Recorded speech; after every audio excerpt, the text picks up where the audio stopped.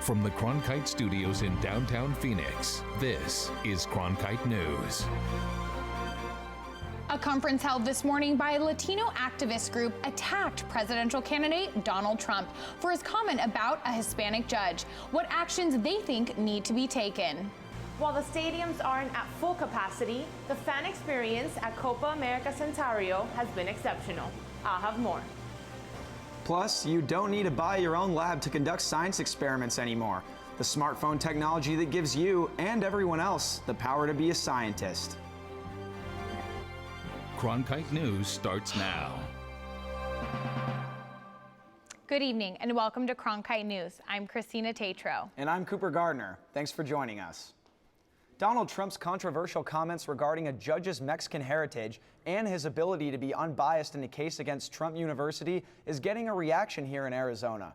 Cronkite News reporter Jackie Balbuena was at a press conference where community leaders were talking Trump.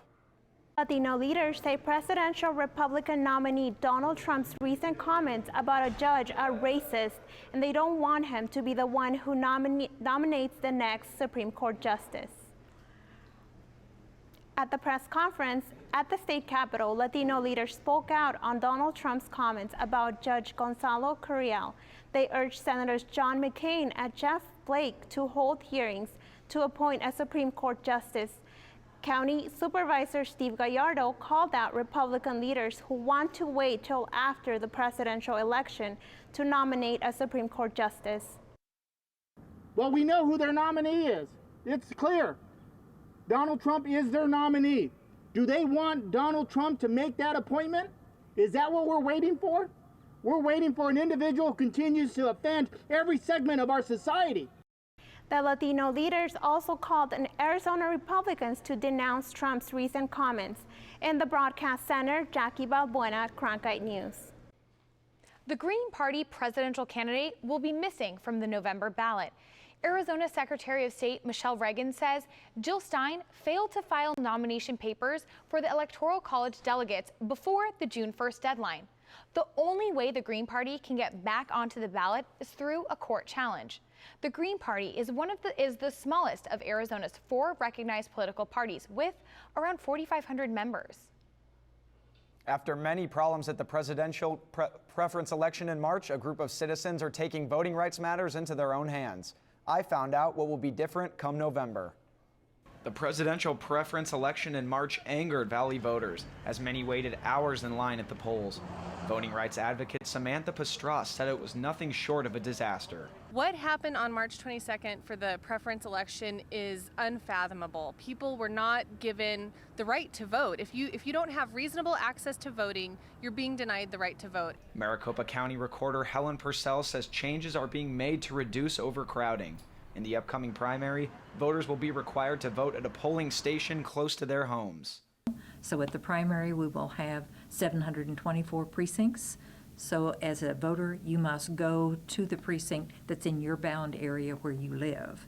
Pastras is now leading a citizens group that will closely watch the election process. We decided to form a grassroots commission of activists who are dedicated to voting rights to ensure as much as we possibly can that elections are fair and that people have reasonable access. Both Purcell and Pastras say they are optimistic that after some changes, future voting in the August primary and November general elections will go more smoothly. Whatever we do, we always take lessons from that in either the next election or the next process that we go through, and we will continue to do that. I don't want to look back. We've got to look forward because we've got a lot of work to do between now and November.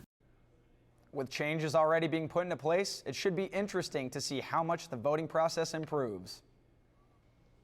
Arizona isn't the only state that can light up a call center with voter complaints during a presidential primary. The Election Protection Coalition got more than 1,300 calls yesterday, more than half from California voters. Maria Peralta of the Lawyers Committee for Civil Rights Under Law said its call center got complaints about polling locations not being open by 7 a.m., broken voting machines, and other technology issues. Some voters never got the absentee ballots they requested.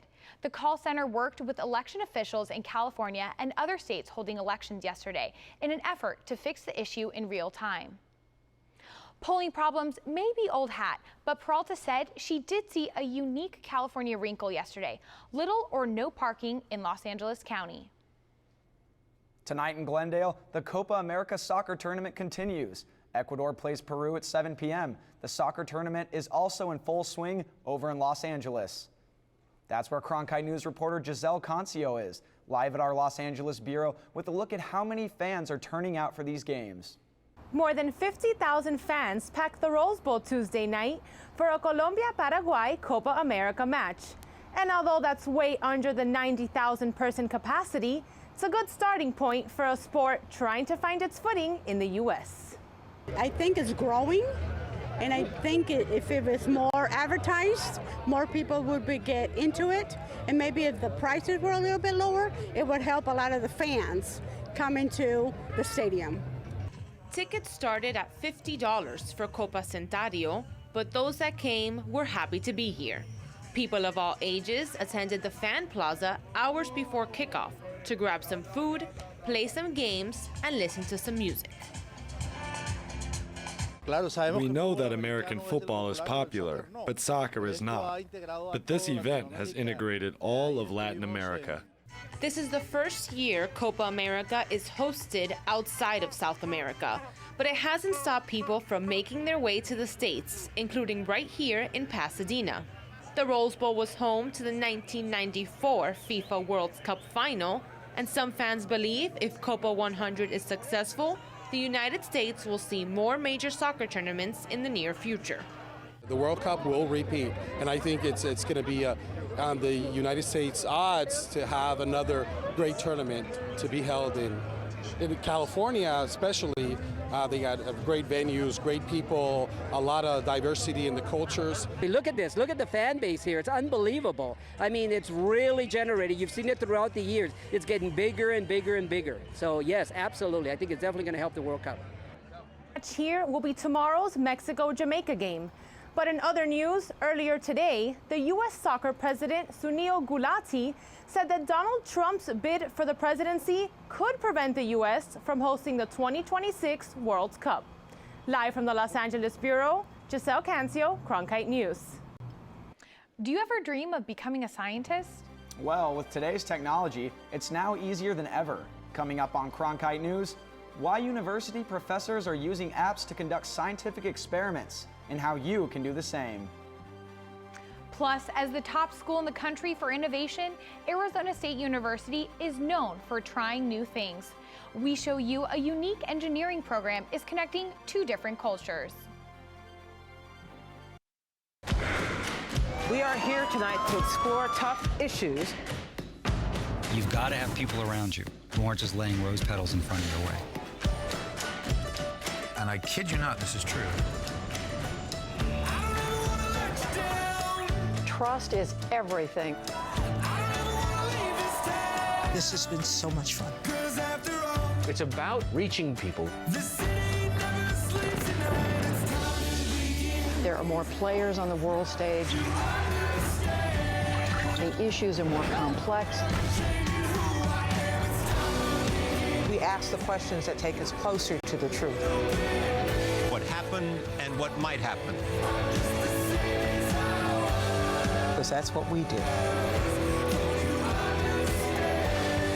Would you like doing something like I do? I couldn't do this. I'm not qualified. I was thinking exactly the same thing.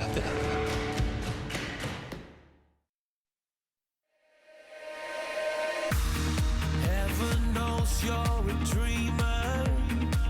Don't hide it from anyone. Don't hide it from anyone. Hey, would you believe me if I said we are here for a reason now? This is our life. This is what counts. This is for us. I will go anywhere for you.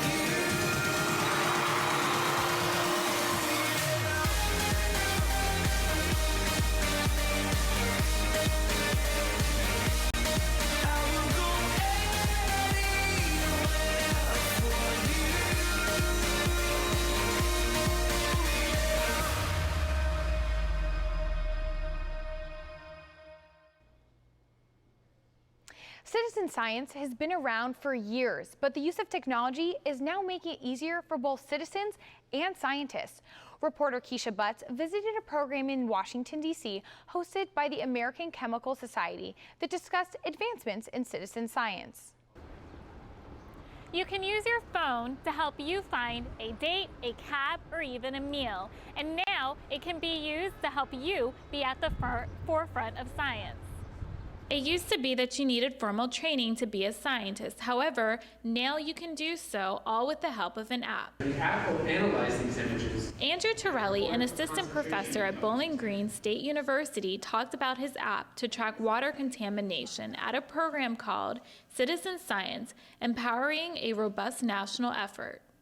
Darlene Cavalier, a professor at ASU who was also at the event, said everyone can study birds, mosquitoes, or even water contamination, all with the help of an app. Citizen science, in my opinion, is an opportunity for people to engage with formal scientists and advance areas of research. Cavalier says currently ASU is at the forefront of citizen science, and there are other citizen science programs in Arizona. We see this with something called a wet-dry mapping, so where we're looking at where rivers are receding each year, so volunteers are needed to map where the river is wet.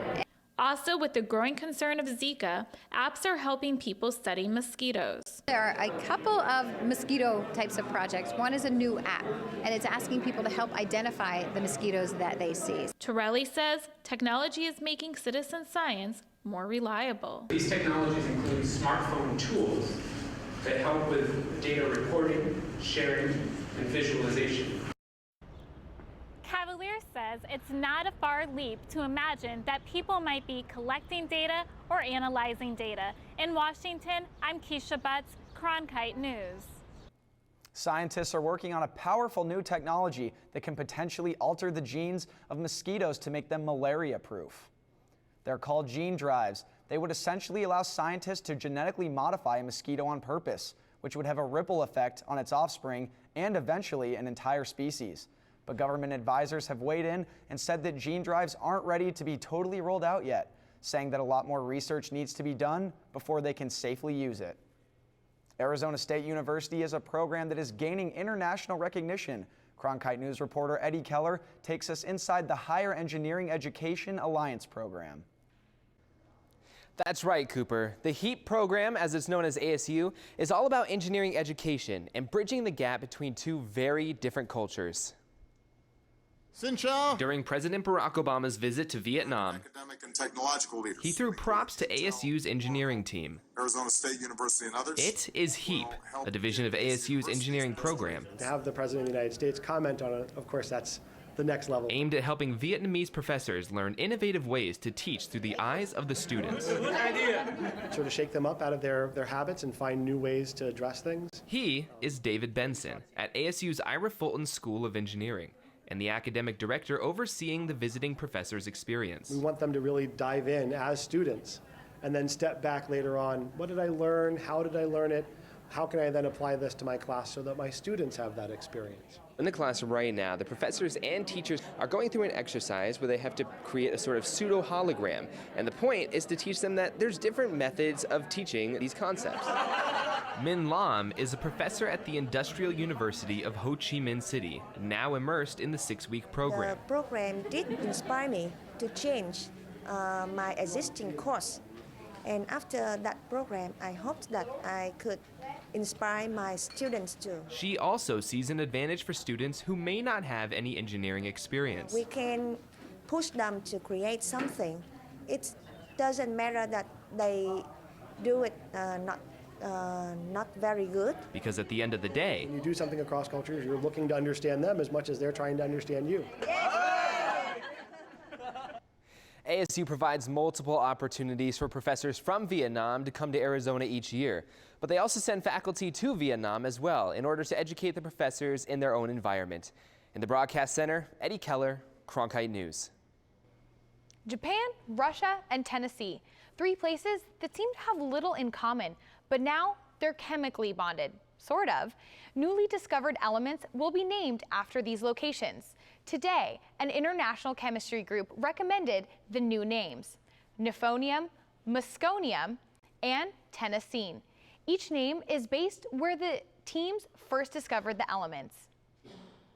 Heavy rain, winds, dust, and most of all flooding can all be effects of Arizona monsoons. And to minimize damages, it's best to be prepared. Coming up on Cronkite News.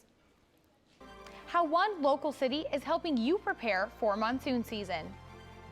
And the 19 firefighters killed in the Yarnell Hill fire left behind many loved ones. But now a decision is made on whether another hotshot widow will receive survivor benefits. The true measure of all our actions is how long the good in them lasts. This is who I am, where I'm from. If you're on the right side of history, you can accomplish anything. It's a connection between your present and your past. Come this way. This is good. This is very good. We are attempting to fulfill the promise of America. The stories about who we are shape us. This chance to go through a time machine. Good heavenly day. We should know our history. It informs, but it doesn't constrict you. It's a framework to carry out human activity. The sky is the limit. It started a long time ago. For only the third time in the award's 74-year history, a Phoenix-based news operation wins the prestigious Alfred I. DuPont Columbia Award for Excellence in Broadcast Journalism. And this year, that news operation is Cronkite News, the news division of Arizona PBS, honored for its work on the groundbreaking documentary, Hooked, Tracking Heroin's Hold on Arizona. Cronkite News at Arizona PBS, award-winning journalism you can count on from the station you trust. We are here tonight to explore tough issues. You've got to have people around you who aren't just laying rose petals in front of your way. And I kid you not, this is true. Trust is everything. This has been so much fun. It's about reaching people. There are more players on the world stage. The issues are more complex. We ask the questions that take us closer to the truth. What happened and what might happen. Because that's what we do. Would you like doing something like I do? I couldn't do this. I'm not qualified. I was thinking exactly the same thing. For the second day this week, there's a pollution advisory in Maricopa County. This comes from valley ozone layers exceeding federal air quality standards. To help out, it's recommended you drive less to avoid idling your car. And at home, make sure chemical cleaners are sealed, preventing vapors from evaporating in the air. Of course, officials also say people with respiratory problems should stay indoors. June 15th marks the first day of monsoon season here in the Valley, and cities are amping up to help homeowners prepare. Tempe officials stayed after hours last night hosting an event to help residents prepare for the storms ahead. Tempe firefighters filled hundreds of these sandbags for residents to pick up from any time now until the end of monsoon season. The city says having events like these are vital to educate the public and prevent damage. Have knowledge, have resources to be ready for the storms before they hit, so they're not scrambling then at the last minute. And it can minimize any damage that can occur then when the storms do hit. Although we hear a lot about storms that come through Arizona, Tempe officials say many people are unaware of the extreme damage monsoons can create. For more information on storm prep, visit tempe.gov. Monsoon season runs through September 30th. Prescott has given the okay for another hotshot widow to receive survivor benefits. The city's Public Safety Retirement Board approved the claim from Marcena Thurston. She's the widow of Granite Mountain hotshot Joe Thurston. He was one of the 19 firefighters who died in the Yarnell Hill fire. Later this month marks the third anniversary of the fire. And next week, chiefs from Glendale and Nogales will head north of the valley to interview for the job of police chief in Prescott. Officials say Glendale Police Chief Deborah Black and Nogales Police Chief Derek Arnson both accepted invitations for on-site interviews, while a third applicant declined. Chief Black has worked in law enforcement for 35 years and only became chief in Glendale in 2013. Chief Arnson has 24 years of law enforcement experience and has been Nogales' police chief since 2012. The interviews will take place on June 14th. Prior to this, a video interview process narrowed down the top 5 candidates. In total, 31 applications were submitted. The current Prescott chief is leaving this month. Muhammad Ali was famous for his boxing, but here in the Valley, he's known for his contributions to Parkinson's disease research. Coming up on Cronkite News, how Ali inspires one Phoenix resident to keep on fighting his disease. We are here tonight to explore tough issues. You've got to have people around you who aren't just laying rose petals in front of your way. And I kid you not, this is true. Trust is everything. This has been so much fun. It's about reaching people. There are more players on the world stage. The issues are more complex. We ask the questions that take us closer to the truth. What happened and what might happen. Because that's what we do. Would you like doing something like I do? I couldn't do this. I'm not qualified. I was thinking exactly the same thing. This is the real thing. This is where we were born.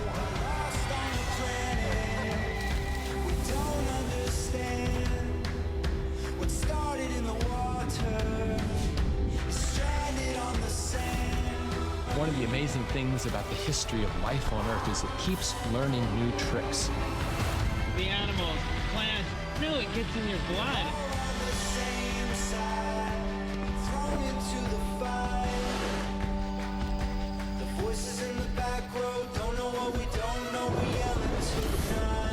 Everything's interconnected. We've got to begin to tell a new story. A story about interaction. It's something that really touches my heart. There's just massive life everywhere. It's just magic. It's been less than a week since Valley transplant Muhammad Ali passed away from septic shock. Local tributes to the boxer are happening valley-wide, but across the country, New York is also honoring the greatest. In the Big Apple, New York Mayor Bill de Blasio has temporarily named the street right next to Madison Square Garden Muhammad Ali Way.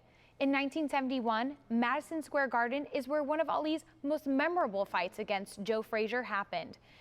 That was dubbed the fight of the century. The street name will be up for 1 week. Here in Phoenix, we can always remember Ali's name through his center at the Barrow Neurological Institute. Patients at the Muhammad Ali Parkinson Center remember the champ as they fight through their own treatments. Cronkite News reporter Jawei Jha talked to one patient who is inspired by Ali every day.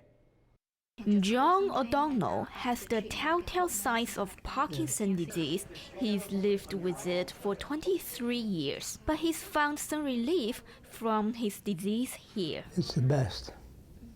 I'm lucky that I'm in the best place for Parkinson's.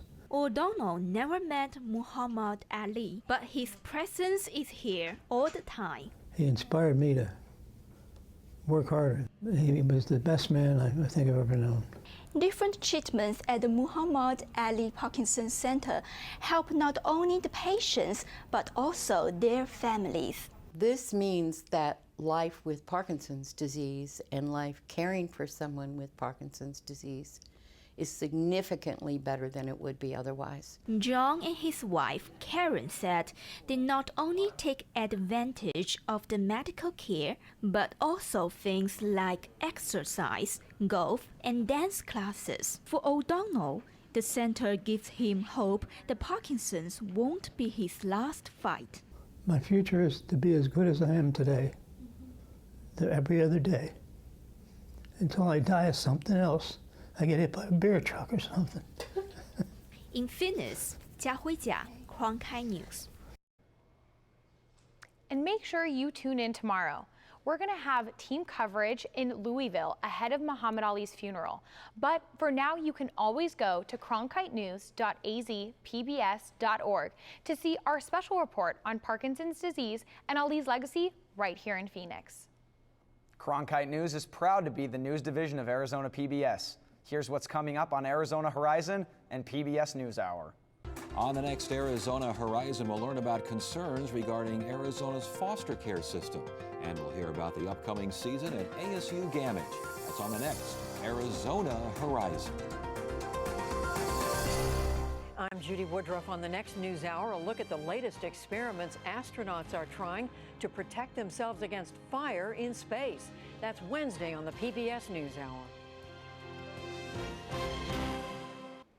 That's it for Cronkite News tonight. Thank you for joining us. For top Arizona stories anytime, go to cronkitenews.azpbs.org.